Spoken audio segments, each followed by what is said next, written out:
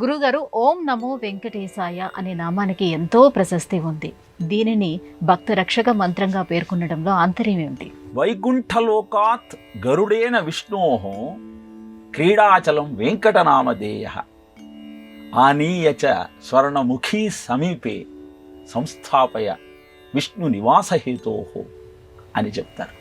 అంటే హిరణ్యాక్షుణ్ణి సంహరించి శ్వేతవరాహ అవతారంలో ఉన్న విష్ణుమూర్తి భూమండలాన్ని యథాస్థానంలో ఉంచిన తరువాత గరుత్మంతుడిని పిలిచి వెంకటాచలంలో వైకుంఠంలో నేను నిత్యము క్రీడించే క్రీడాచలమైన ఆ వెంకటాద్రిని ఈ స్వర్ణముఖి నదీ తీరానికి తీసుకొని వస్తే అక్కడ నేను నివాసం ఉంటాను అని ఆదేశించాడు. ఆయన ఆజ్ఞ మేరకు గరుత్మంతుడు ఆ వెంకటాచలాన్ని స్వర్ణముఖి నదీ తీరంలో స్థాపించాడు. దాని మీద నివాసం ఉన్నాడు కనుక ఆయనను వెంకటేశుడు అంటూ కీర్తించారు. అందుకే స్వామివారికి ఎంత మహిమ ఉన్నదో ఆ వెంకటాచలానికి కూడా అంత శక్తి ఉన్నది అని చెబుతారు. అందుకే 90 ఏళ్ల వయస్సులో వెంకటేశుడి దర్శనం చేసుకుందామని తిరుమలకు వెళ్ళినటువంటి శ్రీమద్ రామానుజాచార్యుల వారు పాదరక్షలు లేకుండా మోకాళ్లతో పర్వతాన్ని అధిరోహించి స్వామి దర్శనం చేసుకున్నారు.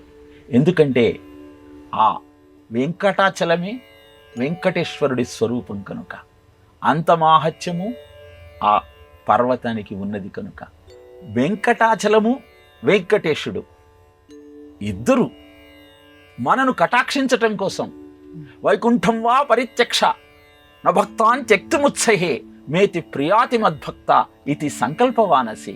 నా భక్తులను రక్షించటం కోసం వైకుంఠాన్ని వదిలి భూమండలం మీదికి వచ్చి కూర్చుంటే లేవటానికి సమయం అవుతుందన్న ఆలోచనతో నిలబడే కటి వరద హస్తాలతో నా భక్తులను సంరక్షిస్తూ ఉన్నాను. నన్ను ఆశ్రయించి మీ పాపాల నుంచి మీరు విముక్తి పొందండి అని ప్రపంచానికి తెలియజేయటం కోసం ఈ 28వ కలియుగంలో వచ్చిన అవతారమే ఆ వెంకటేశ్వర అవతారం.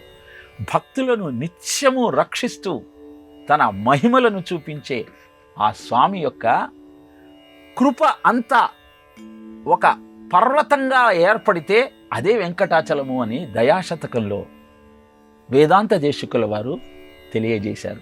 ప్రపద్యంతే తం గిరిప్రాయ శ్రీనివాసానుకంపయ ఇక్షుసారహిసంత్యేవ.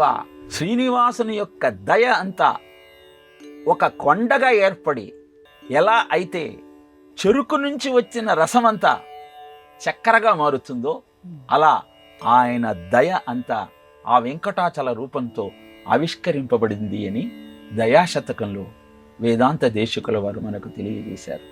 కట్టెదుట వైకుంఠము కణాచి అయిన కొండ అంటూ అన్నమయ్య ఆ వెంకటాచలం యొక్క మాహత్యాన్ని మన కనులకు కట్టేలాగా వివరించారు. కనుక కలియుగంలో అలసత్వంతో మందబుద్ధితో రోగాల బారిన పడి అలమటిస్తున్న ప్రజానీకమంతా కలియుగ దైవమైన ఆ వెంకటేశ్వరుణ్ణి ఆశ్రయించినట్టయితే జీవితం అద్భుతంగా ముందుకు సాగుతుంది. కొంగు బంగారమై ఆ కొండల రాయుడు మిమ్మల్ని కటాక్షించి సంరక్షిస్తాడు.